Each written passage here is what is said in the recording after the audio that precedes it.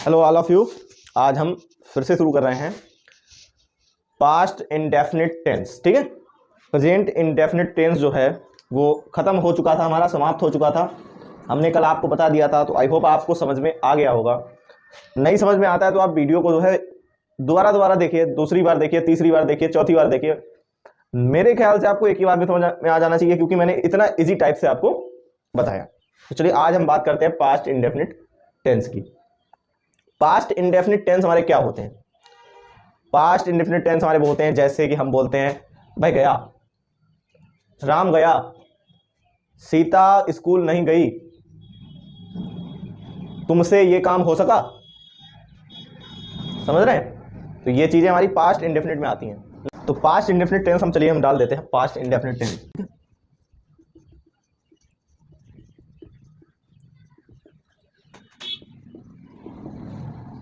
ये हमारा हो गया पास्ट इंडेफिनिट। ठीक है, तो पास्ट इंडेफिनिट टेंस के बारे में हम आज पढ़ेंगे। आज हम पढ़ेंगे अफर्मेटिव। सबसे पहले इसका हम अफर्मेटिव देखेंगे।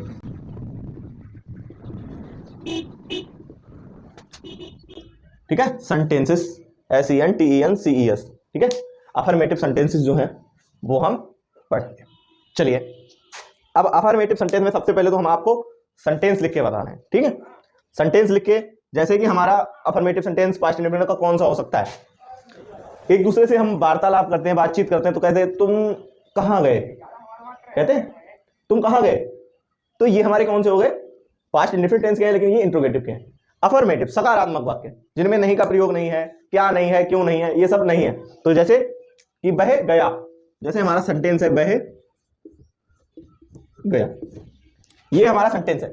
तो ये है हमारा पास्ट इंडेफिनिट टेंस का सेंटेंस। इसको हम कैसे बनाएंगे?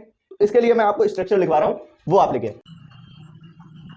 तो स्ट्रक्चर में सबसे पहले हमारा हो जाएगा सब्जेक्ट।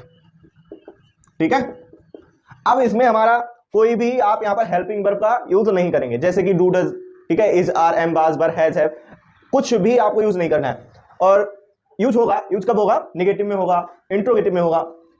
इसमें अफर्मेटिव में, पास्ट इंडेफिनिट टेंस के अफर्मेटिव में हेल्पिंग वर्ब का प्रयोग नहीं होगा। जैसे हम इसमें नेगेटिव में क्या करेंगे? डिड का प्रयोग करेंगे, लेकिन यहां पे डिड का प्रयोग नहीं होगा। तो चलिए, सब्जेक्ट के बाद हम क्या लगाएंगे? वर्ब। वर्ब की कौन सी फॉर्म लगाएंगे? Second form.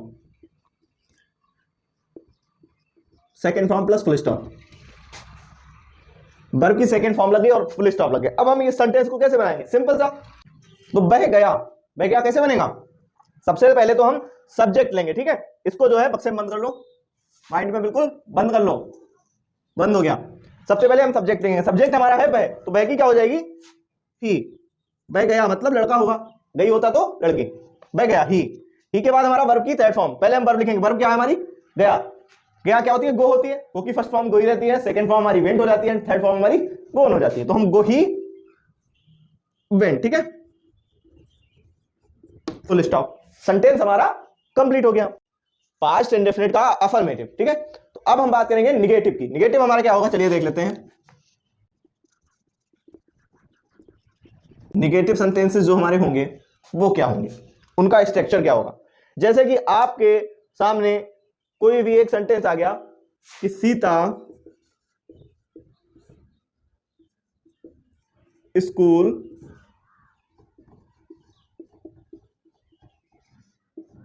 नहीं गई, सीता स्कूल नहीं गई।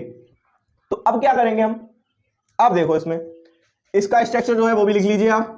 सबसे मेन चीज है, ये याद रखिए, बस स्ट्रक्चर इसका याद रखिए कि अफर्मेटिव का क्या होता है, नेगेटिव का क्या होता है।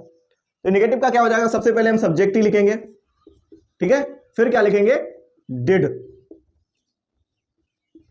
समझ गए? डिड नॉट लिखेंगे हम, सब्जेक्ट के बाद डिड नॉट प्लस, अब जो हमारी सेकेंड फॉर्म थी वो चेंज हो जाएगी, हमारी वर्ब की फर्स्ट फॉर्म ही रहेगी, plus full stop. Subject did not, verb की first form and full stop. पहले हमारी सेकेंड फॉर्म लगती थी, फर्स्ट फॉर्म लगेगी। आप इसको ऐसे मान के चलिए कि जहां पर डिड का प्रयोग होगा वहां पर फर्स्ट फॉर्म लगेगी, अगर कहीं पे नहीं आ रहा तो वहां पे फर्स्ट फॉर्म लगेगी। इतना ध्यान रखिए आप। ठीक है, आपको ज्यादा कुछ नहीं करना है, आपको इतना ध्यान रखना है कि जहां पे डिड आता है वहां पे फर्स्ट फॉर्म लगती है। ठीक है, अगर आपको कोई सेंटेंस रीअरेंज करने के लिए दे दी जाए, या आपको कोई सेंटेंस पिक करने के लिए दे दिया है कि करेक्ट है इनकरेक्ट है, और उसमें दिया हुआ है कि जैसे मान के चलिए ये वाक्य जो है ये हम कैसे बनाएंगे। सबसे पहले तो इसको आप नोट कर लीजिए, ठीक है। जैसे हमारा ये सेंटेंस है तो सीता सब्जेक्ट हो गया, सीता लिखेंगे, ठीक है, सीता। अब डिड नॉट लगाएंगे, डिड नॉट लग गया, और फर्स्ट फॉर्म लगाएंगे तो वो हो गया फुल स्टॉप।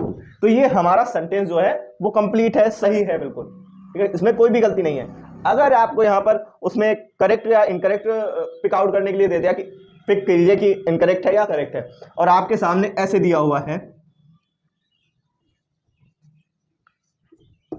ऐसे दिया हुआ है, तो ये जो आपका सेंटेंस होगा वो गलत होगा, ठीक है। ये सेंटेंस आपका जो है वो गलत होगा। क्यों गलत होगा? क्योंकि डिड के साथ कभी सेकंड फॉर्म आती ही नहीं है। तो हम सेंटेंस को कैसे बनाएंगे? सेंटेंस को हम क्या करेंगे, सीता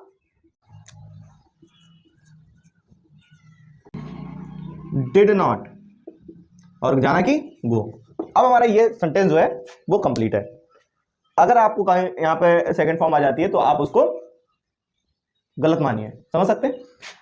तो अब एक और सेंटेंस, जैसे ये तो हमारा सही है, कंप्लीट है, मतलब कलम से कॉपी पे आप लिख लीजिएगा जिससे कि आपको ये समझ आ सके। और आप क्या ज्यादा से ज्यादा सेंटेंस जो है बनाने चाहिए। अगर ज्यादा से ज्यादा सेंटेंस आप बनाएंगे तो आपकी प्रैक्टिस बढ़ेगी, तो कोई भी अगर सेंटेंस आ जाता है तो आप उसको अच्छी तरीके से बना सकते हैं, यहाँ पे कोई भी गलती नहीं होगी। तो चलिए आप आगे हम देख लेते हैं। अगर हमारा सेंटेंस ऐसे आ जाता है कि सीता स्कूल कभी नहीं जाती है,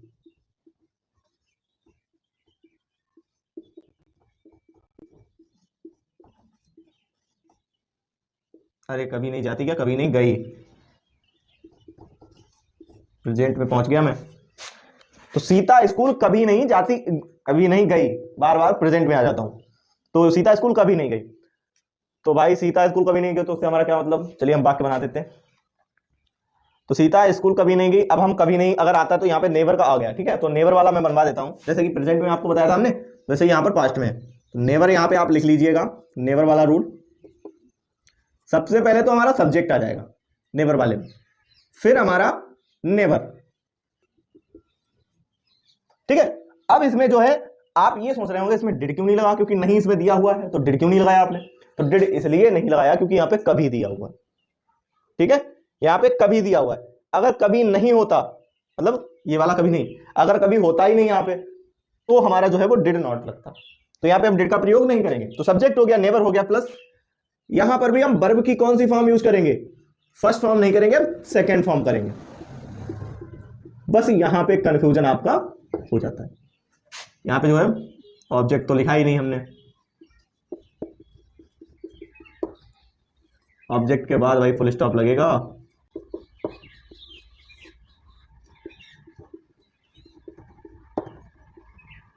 तो ये हमारा हो गया। तो यहां पर अगर कभी नहीं आ जाए तो हम क्या करेंगे? अब यहां पे डिड का प्रयोग नहीं हो रहा है, तो आप ऐसे ही समझ लीजिए, मैंने अभी आपको क्या बताया था, अगर डिड नहीं है तो क्या लगेगा? वर्ब की सेकेंड फॉर्म। तो यहां पर भी डिड नहीं है, डिड नहीं है तो यहां पर भी हमारी वर्ब की सेकेंड फॉर्म लगेगी। तो इसमें कोई भी आपको कंफ्यूजन नहीं होना है, ठीक है। कोई भी कंफ्यूज आपको नहीं होना है कि यहाँ पे फर्स्ट फॉर्म क्यों नहीं लगी, क्योंकि डिड नहीं है यहाँ। ऐसे समझिए आप, अगर आपको समझ में नहीं आ रहा है तो आप ऐसे समझिए कि यहाँ पे डिड है ही नहीं, तो हम फर्स्ट फॉर्म नहीं लगाएंगे, सेकंड फॉर्म लगाएंगे। तो इसको सेंटेंस को हम कैसे बनाएंगे? सबसे पहले हम सब्जेक्ट ले आते हैं, तो हमारा सीता है, ठीक है, नेवर लगेगा, नेवर लग गया। वर्ब की सेकंड फॉर्म, तो वर्ब की सेकंड फॉर्म, वर्ब हमारी क्या है? गो, और गो की सेकंड फॉर्म क्या होती है? Went, went to school, very simple, कोई भी इशू नहीं है, ऑब्जेक्ट आ गया हमारा, ठीक है, सेकेंड फॉर्म प्लस ऑब्जेक्ट। इनमें भी ऐसे ही, अगर कोई भी ऑब्जेक्ट आता है ऑब्जेक्ट तो हम ऑब्जेक्ट लिखेंगे, वरना यहीं पे छोड़ देंगे। तो ऐसे आप इस तरीके से बाकी को बनाएंगे। तो चलिए और देख लीजिए, अब हम बात करेंगे इंट्रोगेटिव सेंटेंस की। चलिए इंट्रोगेटिव सेंटेंस हमारे, वो भी मैं आपको बता देता हूं।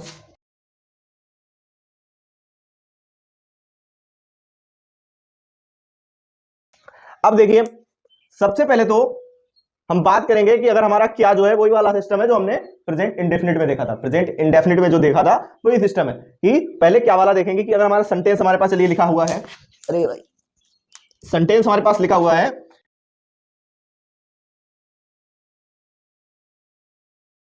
Sorry question mark. अब हमारे पास सेंटेंस है, क्या वे दिल्ली गए, ठीक है। तो क्या वे दिल्ली गए, तो हमको पता नहीं वो दिल्ली गए नहीं गए, तो हम अपना वाक्य बना लेते हैं। तो चलिए हम स्ट्रक्चर लिख लेते हैं। स्ट्रक्चर हमारा क्या होगा, सबसे पहले तो हमारा, अब ये देखिए अगर क्या ऐसे कोई शब्द जो है पहले आ जाते हैं तो हम कैसे बनाएंगे, तो सबसे पहले हम क्या करेंगे, डिड का प्रयोग करेंगे, उसके बाद सब्जेक्ट, उसके बाद वर्ब की फर्स्ट फॉर्म, क्योंकि यहां पे डिड लगा हुआ है इसलिए हम यहां पर वर्ब की फर्स्ट फॉर्म का प्रयोग करेंगे।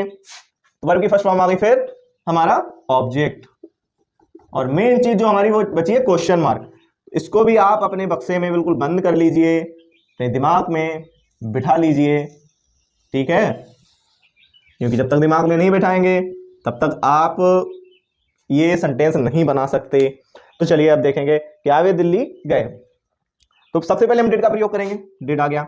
अब इसमें एक तो झंझट खत्म ही है बिल्कुल, कि हमें पहले देखना होता था कि सब्जेक्ट अगर सिंगुलर है तो हम डज लगाएंगे, प्लूरल है तो डू लगाएंगे, इसमें कुछ है ही नहीं, समझ रहे, इसमें कुछ है ही नहीं।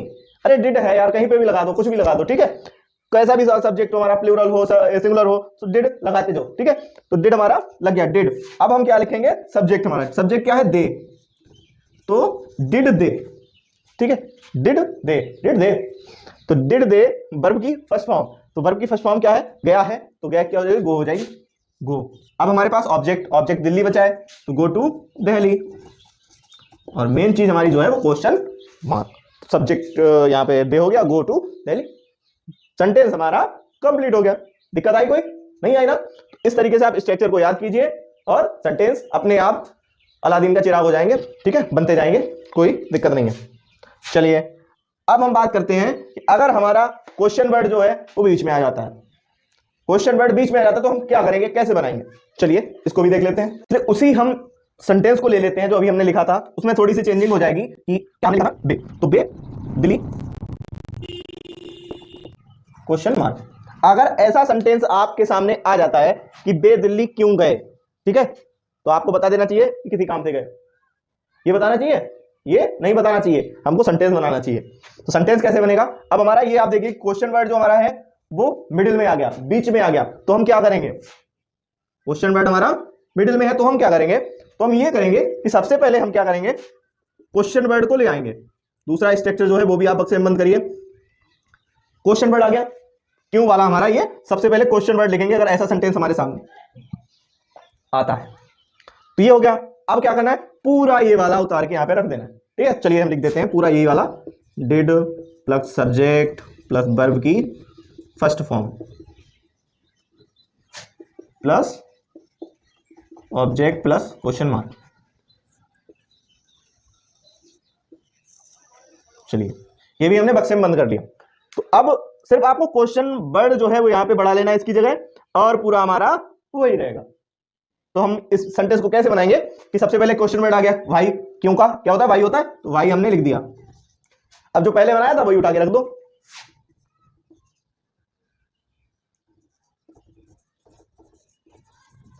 गो टू दिल्ली, ठीक है।